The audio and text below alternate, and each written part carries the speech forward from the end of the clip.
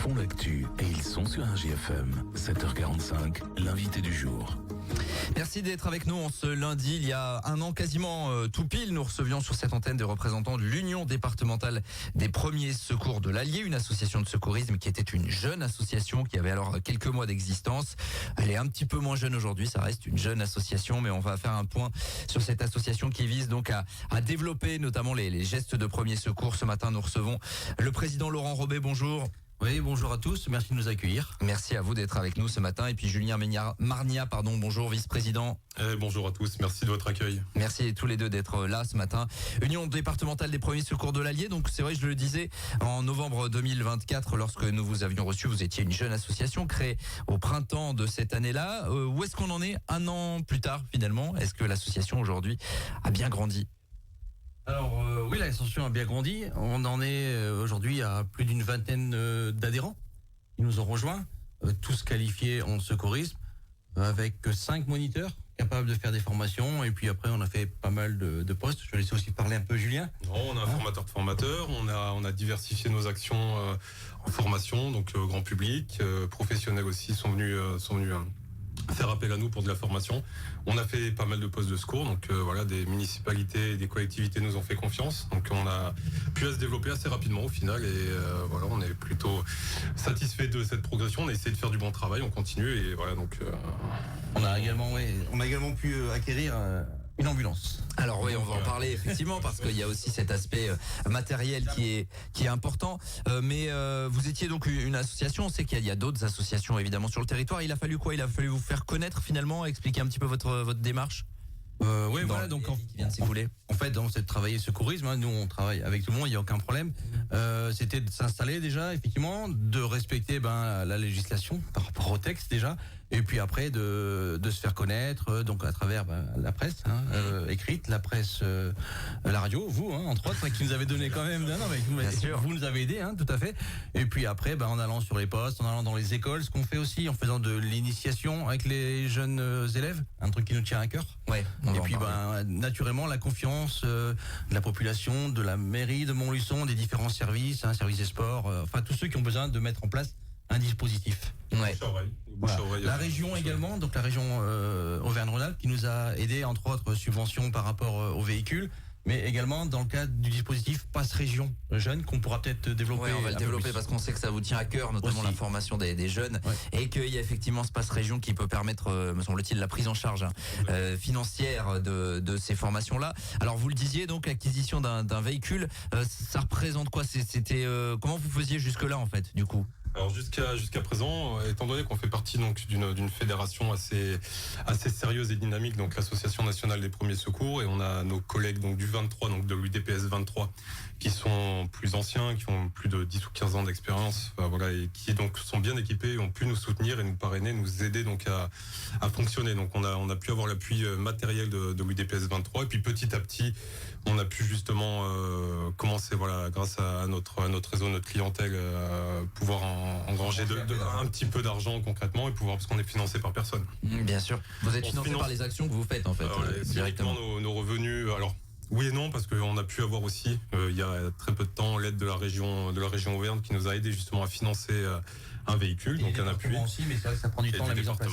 D'accord. Donc grâce à tout ça, on a pu justement acquérir un véhicule, une ambulance. Voilà, donc on est à 100% autonome sur nos postes aujourd'hui. Et là-dessus, on va aussi remercier notre fédération, la NPS, parce que une jeune association qui demande à sa banque un prêt, elle peut pas l'avoir avant 3 ans d'existence. Donc la fédération nous a fait confiance, nous fait une avance. Enfin bon, voilà. Donc tout est ouvert. Bien sûr, donc tout est ouvert. C'est un véhicule qui est adapté, j'imagine évidemment. Bien sûr, c'est une ambulance qui vient d'un réseau en fait, qui vient d'un ambulancier.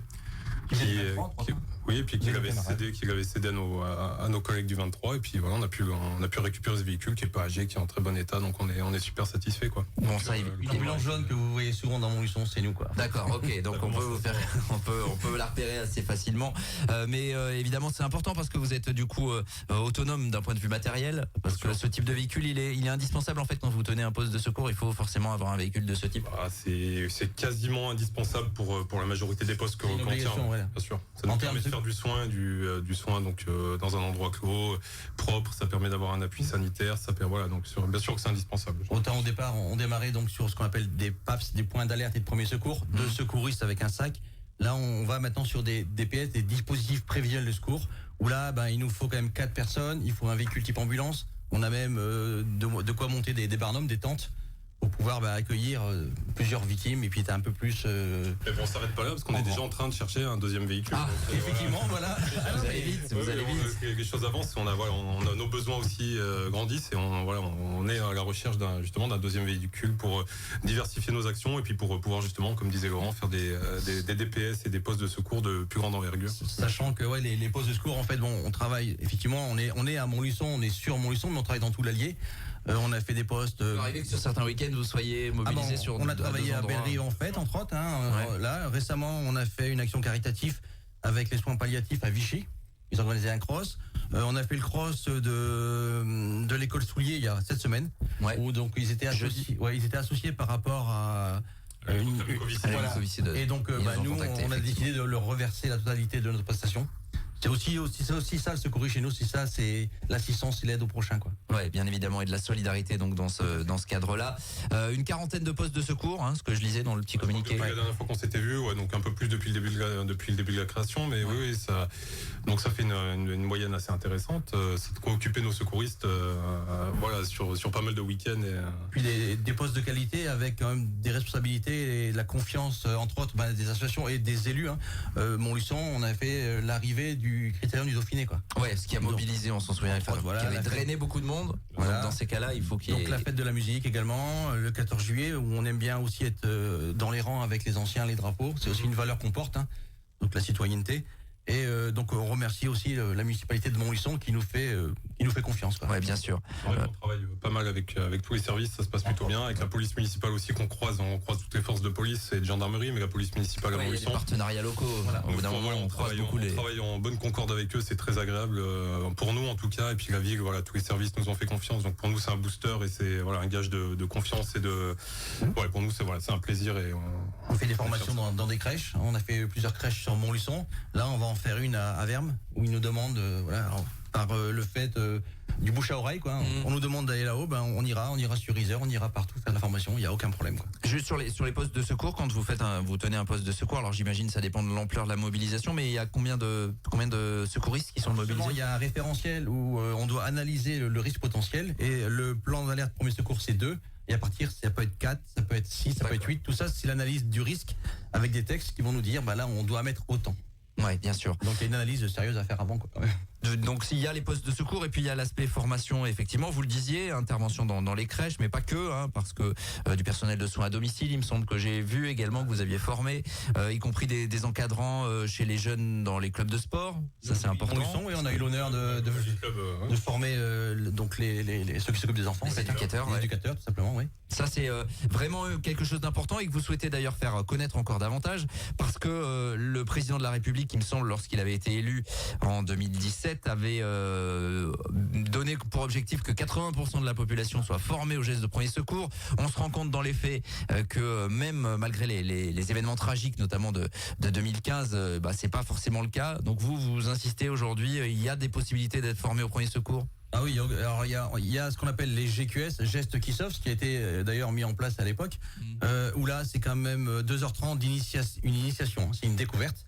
Et ensuite il y a le PSC, premier secours citoyen. C'est l'ancien PSC, l'ancien ceux PSC, qui connaissent et qui vont passer. Là c'est 7 heures de formation complète, où on voit tout, enfants, adultes, nourrissons, donc toute la base du secourisme. Et après il y a les PSE, donc premier secours en équipe, niveau 1 ou niveau 2.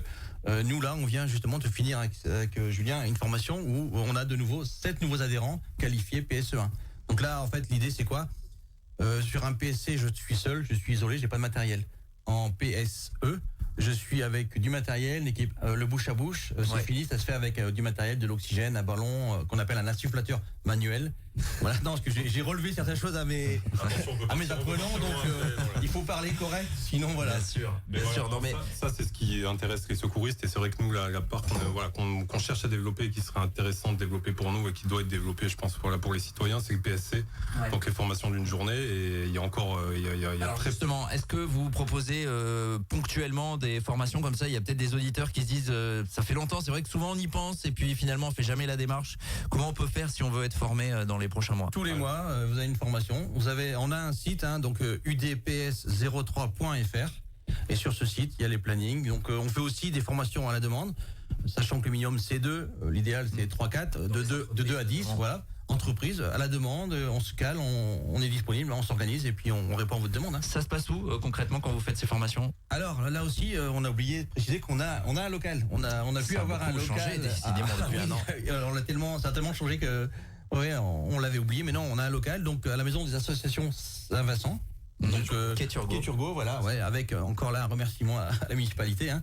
Et ce local, bah oui, on l'a refait, on l'a repeint, et puis ça permet d'accueillir les gens, quoi. Voilà. Donc on fait des formations chez nous, mais on se déplace, il n'y a aucun problème. Il faut pas hésiter, bien évidemment. On encourage évidemment tout un chacun à se mobiliser. Avec la mobilisation du Pass Région, possiblement pour former les plus jeunes, en tout cas pour prendre en charge financièrement la formation. Voilà, si on peut en parler un petit peu, c'est vrai que les gens donc, qui veulent peuvent nous trouvent. Une formation PSC, c'est un budget de chez nous c'est 60 €. Ça peut être un budget aussi pour certaines personnes. Pour les jeunes aussi, ça peut être compliqué. C'est pour ça que la région a mis en place, donc la région Auvergne-Rhône-Alpes a mis en place donc le Pass Région, donc ça qui permet de donner des avantages à une multitude de jeunes qui sont scolarisés dans les établissements de la région. Donc généralement c'est les lycées et puis d'autres centres d'apprentissage. Donc tous les lycéens normalement de la région, en tout cas de l'Allier, ont un Pass Région et peuvent bénéficier grâce à ça une formation PSC gratuite. Donc c'est important de le dire parce que très peu de familles sont au courant. On découvre encore que des instituts, des profs sont pas au courant de cet avantage. Donc c'est difficile d'inciter les jeunes à se former. Ça leur prend une journée. Voilà, ils ont leur PSC. Le PSC est à vie. Alors après, il peut y avoir des mises à jour qui peuvent se faire tout au long de leur vie, mais en tout cas le diplôme est à vie et ça coûte une journée. Et ça ne coûte rien en tout cas. Donc c'est peut bien sauver des vies. Et ça peut sauver des vies. Parce que c'est ça le message. Et c'est alors une nouveauté aussi là depuis juillet. Nos amis ambulanciers entre autres, hein, donc autant auxiliaires ont l'équivalence PSE1 et ceux qui sont donc diplômés d'État ont l'équivalence PSE2. Donc c'est des gens qui peuvent nous rejoindre parce qu'on forme nos adhérents en interne gratuitement. Hein, et après ils vont sur les postes. Donc si certains sont intéressés, on est toujours prêt à accueillir du monde. Il y a aucun problème. Le message est lancé en tout cas. udps03.fr. On partagera via notre site internet évidemment toutes les données pour avoir plus d'informations. Donc avec ces postes de secours et puis surtout cette volonté de former de plus en plus des personnes aux gestes de premier secours. On refait un point dans un an et demi. Pour voir. Vous aurez 2 locaux, vous aurez 3 ambulances. Ça sera parfait. On cherchera notre 3e ou 4e. Voilà, c'est ça. Merci à vous en tout cas pour votre accueil. Merci à tous ceux qui nous soutiennent. Et Julien Marnia, président vice-président de l'Union départementale des premiers secours de l'Allier, d'avoir été avec nous ce matin. On est légèrement en retard. 7h58, on revient dans quelques instants. Désolé. Tous les matins, 7h45, l'invité du jour en direct sur RJFM. Retrouvez l'invité du jour en podcast sur rjfm.net et l'appli RJFM, mais aussi en replay vidéo sur YouTube et Facebook. RJFM.